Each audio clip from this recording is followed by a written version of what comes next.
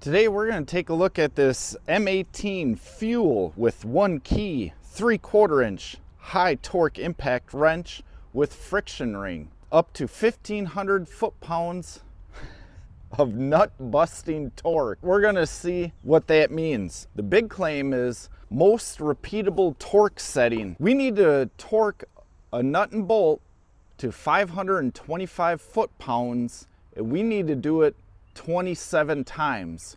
So we're going to test out and verify the most repeatable torque setting impact cordless driver made. To be able to test, check, and verify that we're actually hitting repeatable torque settings, first thing, pick up an Icon breaker bar, a 3-footer, a B436, and their 3/4 inch digital torque wrench adapter kit. Now, a torque adapter, a couple screws can do that.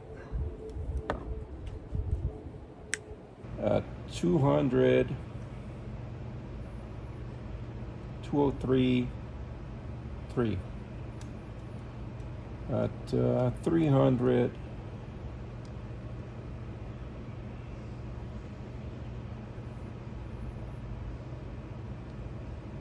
301. Ooh, that's pretty close. No kidding, that's good. At 400, 401, 398.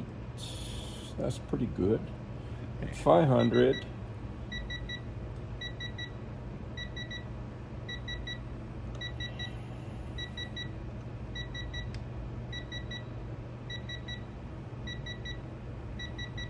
504 below.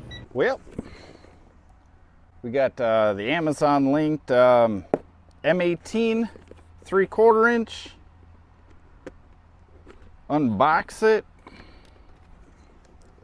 and see how she does.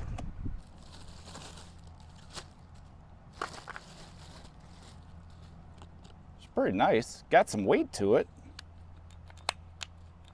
Okay. Let's throw a key battery in it. Hook up our phone and go test it out. Okay, make a profile or something, huh? What are your main goals? Deterring theft, customizing a tool, getting organized, locating my tools or items. I want to use the torque setting. Attach a battery and engage tool. Add a new 1 key item. Insert the battery, pull the trigger. All right. Oh, found it. Add. 1 key added. There we go. Enable wireless mode on tool to enable features. Where is wireless mode? Oh, all right. Here we go. All right, so for precision mode, we have a 1 through 20 for our torque setting. So we're going to have to use a torque wrench, figure out what corresponding number to the torque of this is. That'll get us to 525. It doesn't have call out a specific torque. It's just level 1 through 20. Same bolt, same nut. Just like Vic said. Do. All right. Finger tight so the head won't slip on me.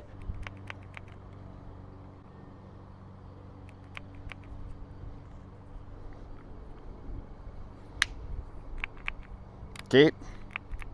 Really? This has got an on-off switch? Like, come on. How complicated do we need to make?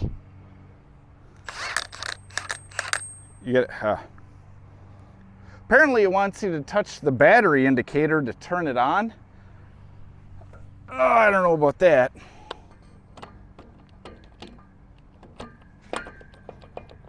All right, nice plumb square.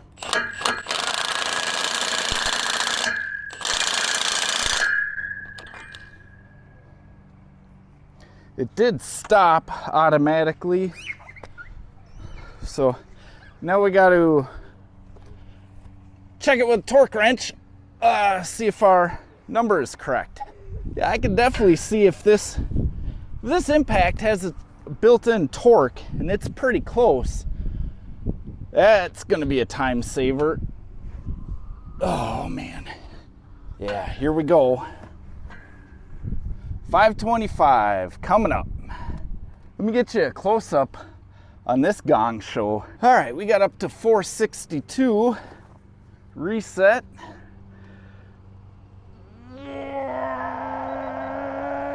Oh boy. 513. Okay, 525. You know, we only had her on, what, 6? 6 of 10? 20. Let's see if going in reverse gives us the full beans. And it's reverse.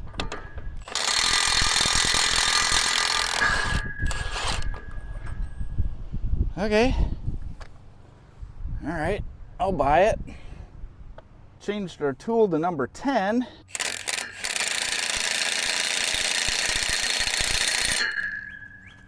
Okay.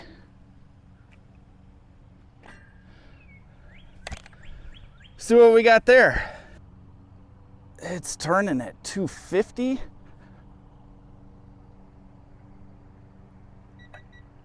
Oh, we're close.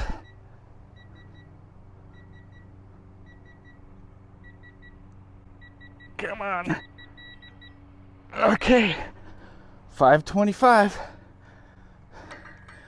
You guys see that? Hoofda. So I've been using this thing to change the stump grinder teeth bolts. These are some of the nastiest bolts around. They get chewed up through the abrasive soil, and there's nearly no threads left on them, and they're just galled all together. The bolt and the nut are like welded shut to each other. The corrosion, they're rusted on, and this thing breaks them off, no sweat. I'll show you a couple of the bolts that I'm talking about. So here's a closer look at some of the nuts and bolts. You can see that these nuts get just ground right into the bolt, the stud, until it's one big uniform glob of metal. These nuts and bolts are in, soil. There's a lot of corrosion, rusting elements, everything else. The Milwaukee seems to break through these nuts and bolts that all get welded together pretty efficiently. So we use the Milwaukee torque ring, 1 key connect, 3/4 inch impact for quite a few nuts and bolts. What I found was the torque setting leaves a little to be desired. A sliding scale of 1 to 20 has a big, wide area of unknown. That's why we first went and got another torque wrench and verified its calibration is close enough for what we need to do. Once we were able to use a known calibrated torque wrench, the sliding scale of 1 to 20 took me about 5, maybe 6 bolts, and then we started hitting it just almost spot on. I think the lowest I ever came in that I could verify was about 480 with a target of 525. Other than that, they were pretty much right around 515, 520. I'd say that's pretty good for a handheld cordless impact that has a torque setting, and if nothing else, it's repeatable, and that is the most important. Once you calibrate it, can you get the repeatability out of it? I did. Hey, I hope you found this review of this Milwaukee 3/4 inch impact helpful. Hopefully it helped you make up your own mind. If you liked it, give it a thumbs up. Either way, I'm Justin. I'm the Bulldog. Cheers from the Bulldog.